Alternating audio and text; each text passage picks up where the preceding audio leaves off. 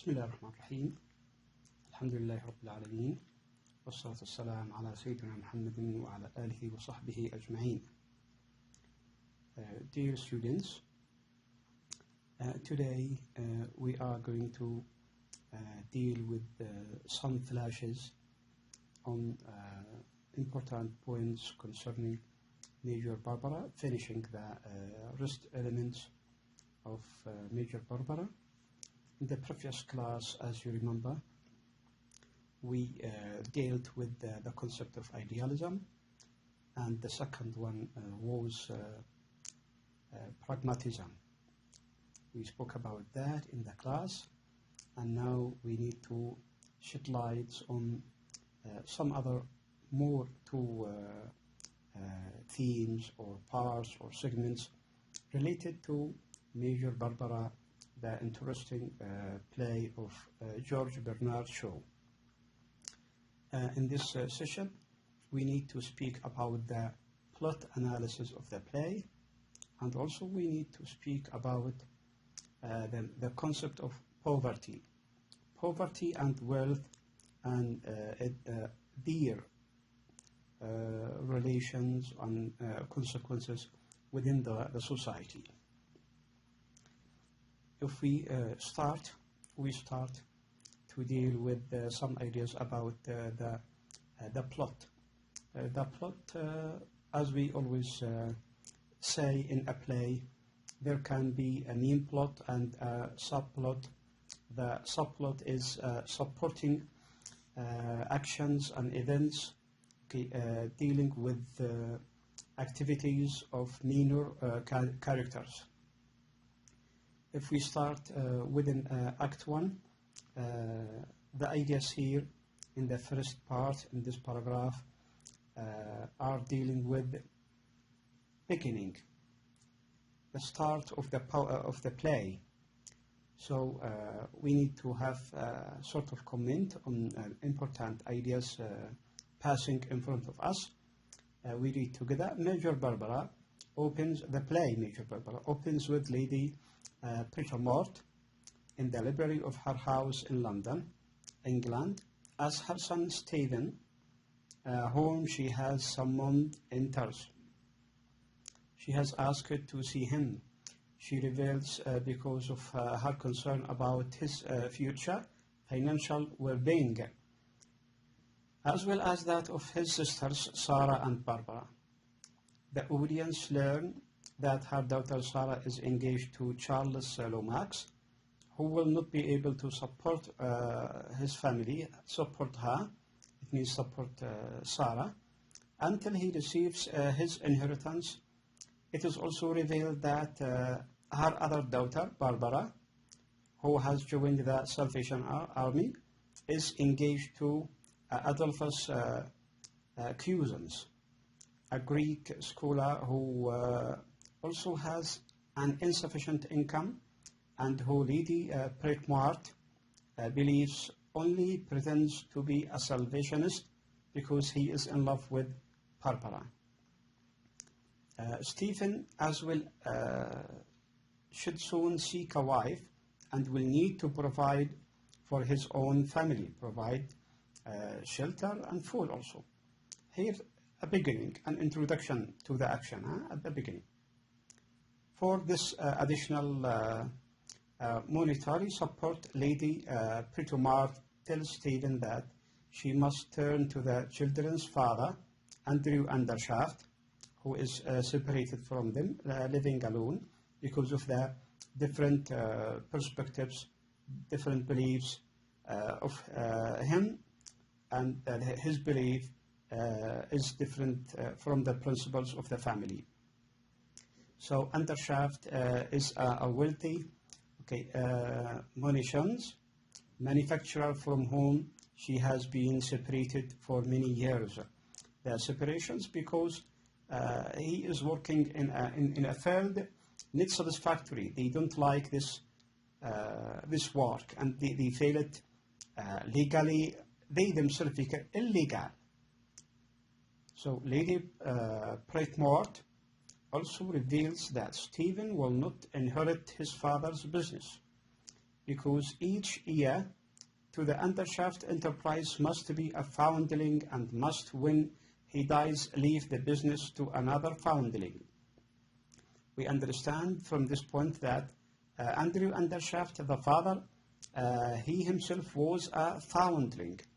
And according to this principle, he wants to leave his properties and inheritance to another foundling, not to his family.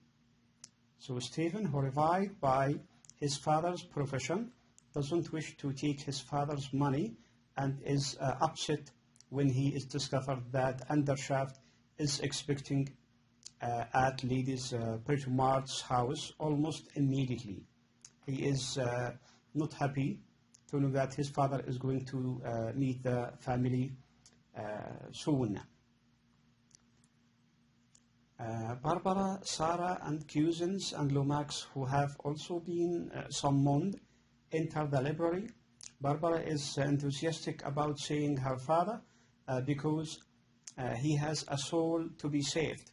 In her opinion, in the opinion of Barbara, okay, she thinks that even if her father is mistaken, is going in a wrong way, okay, she has the ability and had the desire before that, the desire and the ability to try to bring him back to the right way, to the right path, not to continue in his profession.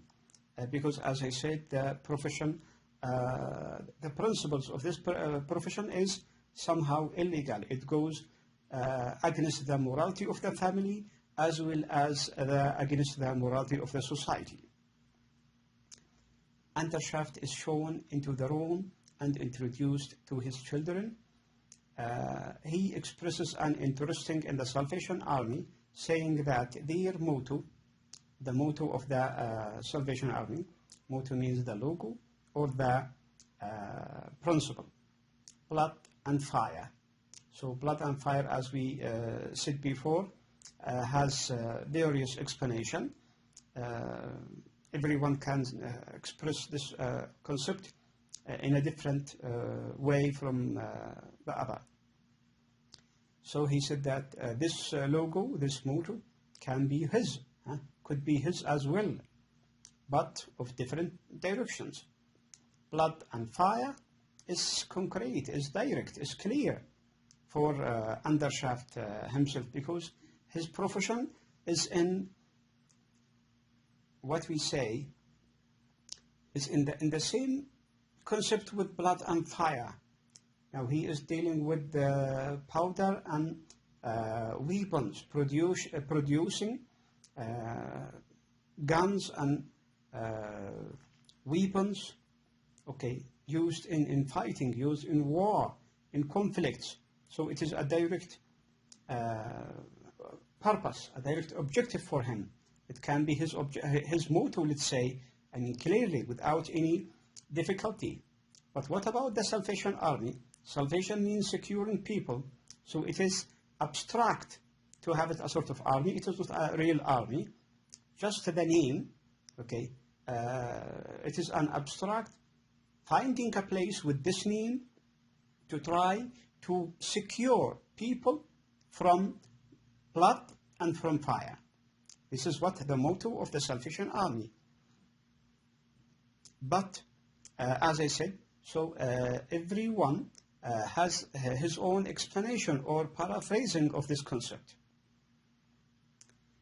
While the others are clearly uncomfortable with Undershaft's profiting from war, he reveals that he is not at all ashamed, showing to them that he is not sad, he is not angry of what others say about his profession and his benefit or interest from selling weapons for societies, for countries, and those weapons are used in fightings and wars, and the result is killing people. Whatever the causes, the principle itself, the objective or the target is immoral. When Barbara invites him to her Salvation Army shelter, the place, he agrees to come to the next day, provided that she will come to the day after to his munitions factories, to the place where his factories are located. So Barbara, hoping to convert her father, agrees to this arrangement, while he says that he may in fact convert her. If we stop here for a while and deal with this important point here, everyone has his target or his objective or goal, that cunningly Undershaft wants to take Barbara beside him to his views or beliefs, okay, to support him in his profession. And on the contrary, Barbara wanted her father to go back again to the right path, not to make his profession, not to make his main job, okay, having factories, selling weapons, and those weapons are catastrophic. The benefit of weapons is not helpful to the society, doesn't provide shelter to the poor, or having food for the starvation ones. So she wanted, in her desire, to try accepting him, because maybe within her discussion, with her conversation with him, that she can persuade him, she can convince him to come beside her and to leave his current profession. When Lady Pricemart decides to ring for prayers, Undershaft says that he will only stay for a service conducted by Barbara.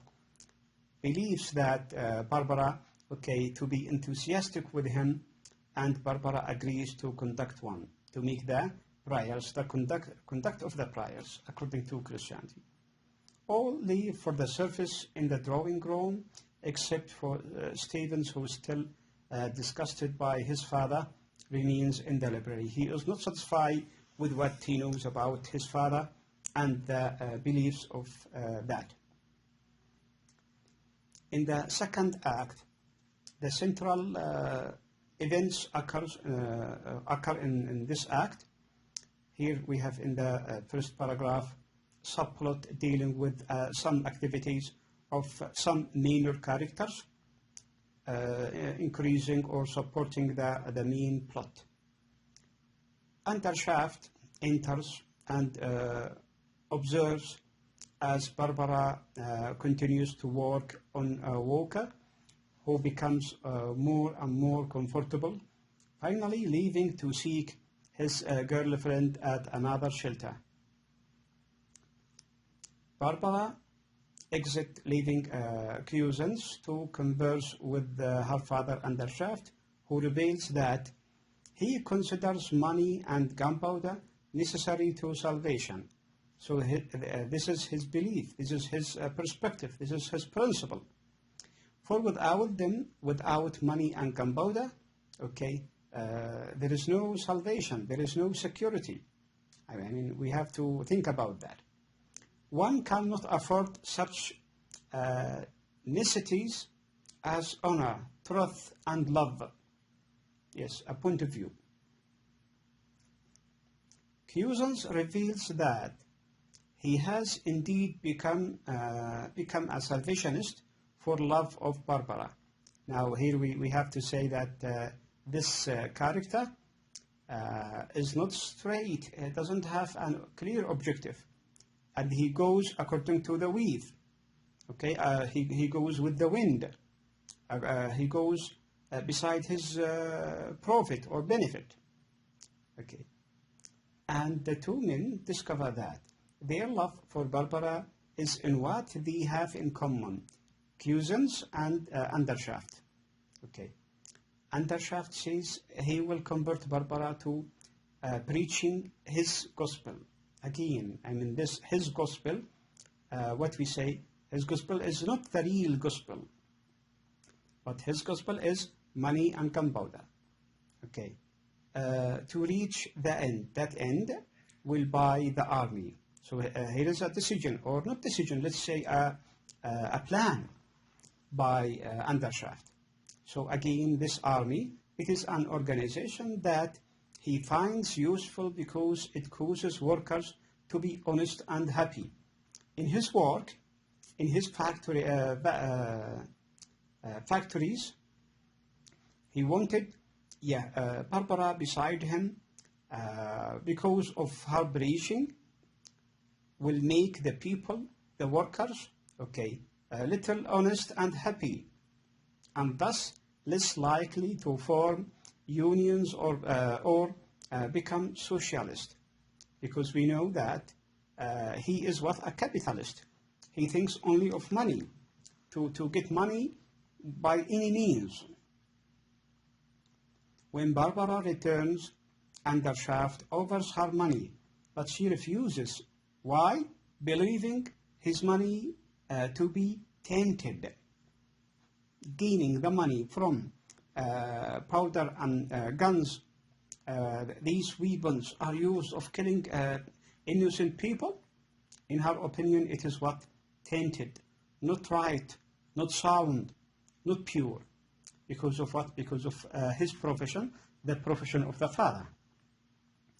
At this point, Walker returns and offers Hell a pound because of his ill treatment of her, as we say in the first paragraph in the subplot. Between Walker and Hell and his girlfriend, Hell, she refuses, suggesting that the money be given or is given to Mitchens, whom he also hurt, but he will only give it to Hell as Mitchens met his violence with threats of her own. Hell suggests some of the money to be given to the army, but Barbara refuses. What she wants is Walker's soul, not the money. Barbara, she needs the soul of Walker, not the money, which she hopes to save. Mrs. Paynes, the army commissioner, and here is what you call reaching the climax, and after the climax we have the fall from here, from this point, enters. She saying she has wonderful news. The Salvation Army is in shortage of money, doesn't have enough money providing shelter and food for the poor and hungry. So she has news. What are these news about? Lord Saxe-Mundham will give the army £5,000. It is a huge amount of money. If, in case it is conditioned, if 5 other men, one of them is Undershaft, for example, will each meet his donation. If there are 5 people, will provide the same sum, he will bring £5,000. So again, it is a sort of sarcasm, irony, or let's say trick. Undershaft reveals that this benefactor owns Butker's whiskey. Like him, he is having a job, a proficiency, a work which is against what we call the principles of morality of the society.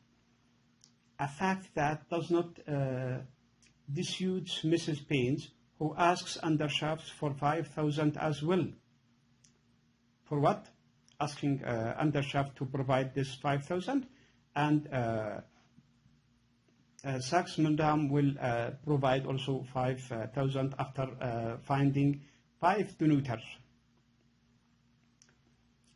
When Undershaft agrees, Barbara is incredulous that the army will take his money or the money from Butker's whiskey. From selling whiskey, they get the money for the poor. So, I mean, the profession is not that accepted within the society. How can we accept corruption to help poor people? So the money is, the basis of the money is not pure. Barbara believes that businesses such as her father's and the whiskey company are harmful to humanity, to the Christian society also. I mean, these are her principles, her beliefs. Okay, Accusers suggest that Mr. Bain's undershafts and himself, march immediately to the coming meeting, but Barbara refuses to attend. Now we find the alteration of her fiancé, Cousins, after he is found, a sort of benefit from the side of undershaft. He directly shifted or deviated from his love to Barbara to his what we call searching for wealth and for money, selling love for money. And this almost the most important ideas in Act 1 and Act 2. In the last act, Act 3, or the third act, we can find the result, and it is the central point of view. This act opens in Lady Pretmore's library, where Lady Pretmore and Sarah are seated along with Barbara, who is now out of uniform. She refuses the offers of her father to the Salvation Army because it is against her principles, and now she is about to resign, and she is at home without her uniform as Major Barbara. Lomax enters, followed by Cousins, who has spent the night drinking with Undershaft. He is now close from Undershaft. Undershaft arrives to take the family to see his factories and Prevail St. Andrews, his place, the town he built for his workers with this name. And it is an ironical concept. So from complete religious name to a name of a city or an enclave, or a counterpart of factories. These factories selling weapons, gunpowder, that are used for fightings and wars and killing people. So the model town he has built in which his workers live. Lady Pretmore sends the children out of the room. She wanted to be alone with him.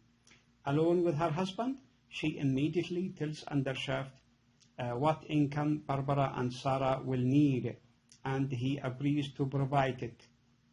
Now she is shy to ask him money, to ask him help, but she is maybe or perhaps she is compelled. It is compulsory for her to provide money for her family, and the daughters and the son, they are young, most of them about to get married, about to get families, and the money they have is not sufficient at all. The scene shifts to Undershaft's factories and town, where Barbara stands as Cousins, Stephen, Sarah, and Lomax enter, each in turn exclaiming over the beauty of this enclave, Prevail St. Andrews. So Undershaft then enters, followed by Lady Pretmore, who also praising the town suggests the business is left or be left not to Stephen but to Cousins and thus Barbara.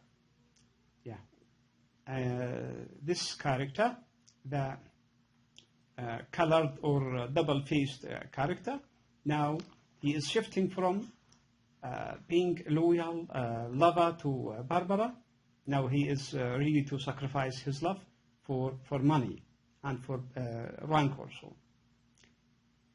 When Undershaft responds that he must leave his factories to a foundling, Cousins look to the reaction of Cousins, reveals that his parents are related and that their marriage, while accepted in Australia, is not legal in Britain.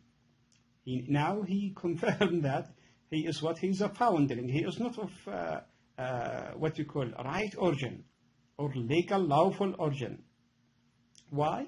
Because of what? Because of money and wealth. He wants to get money by any means. Undershaft replies that cousins can indeed succeed him. And again, it is a sort of what you call maybe trick, even if it is true, but to find an excuse, okay, to make his money for a foundling. And this foundling, if it is or if he is cousins, and this person will marry his daughter, so his daughter will live in a good condition, yeah, because she will have money, okay, within her family, her new family, which means cousins and so. Cousins proceeds to bargain for a high salary, while Barbara comments that he is selling his soul. Underline that, yes, selling his soul means he is shifting, sacrificing the beliefs, his beliefs of a moral person into a person that he can sacrifice everything for the purpose of getting money by any means, by any way, legal or illegal. When she speaks of how her own beliefs had been shattered, Undershaft tells her she must seek a new religion. Again, a new religion here is of, let's say, deep connotation. New religion, it means that he has a religion, and his religion is money, is wealth, against poverty. And her religion is the real Christian religion, but maybe real religion with poverty is not suitable. I mean, this is a point of view. It is maybe not true. But as we understand from the conversation of Andrew Undershaft, that he saw only poverty and misery at her shelter, commenting that, yeah, if Barbara wanted to leave poverty, to desert misery, and to make her shelter good, she has to change her religion. Her religion means her beliefs. In that way, it is a sort of conversation, as we said before, a sort of attracting, persuading, to attract her to his side, in contrast to the material comfort of his own workers, whom he has saved from the horror of poverty. Asking cousins to decide about succeeding him, Undershaft leaves with others to say the cotton shed, and Barbara and cousin are left alone. Here is the end of the plot, and we can realize, we can conceive, we can comprehend that Undershaft has succeeded over Major Barbara, the character. A question you can get in your exams or homeworks about the conflict between idealism and pragmatism, which was discussed in the previous class. I would like you to revise, read again, understand, and prepare for that. Now we go shedding lights on a very important or significant issue that in this chapter deals with poverty, wealth, and their consequences. What is the result of poverty? What is the result of wealth? These two elements are described here in this final part of this section, chapter 4. I hope that you read and read again, try to understand, try to formalize your ideas, and be ready for a question to answer about that. So it is interesting. Understanding this concept is very, very easy if we understood what we have said before, okay, to connect with poverty and wealth. Now the picture is very much clear, okay, and the result is, or the result or consequences, let's say, are very much clearer. I hope now it is more than enough, and I hope you understood, and see you inshallah in the next lecture. I wish you all the best, all the success, and here is the end of chapter 4. See you in the next chapter, in the next class, inshallah. Wassalamu alaikum wa rahmatullahi ta'ala wa barakatuh.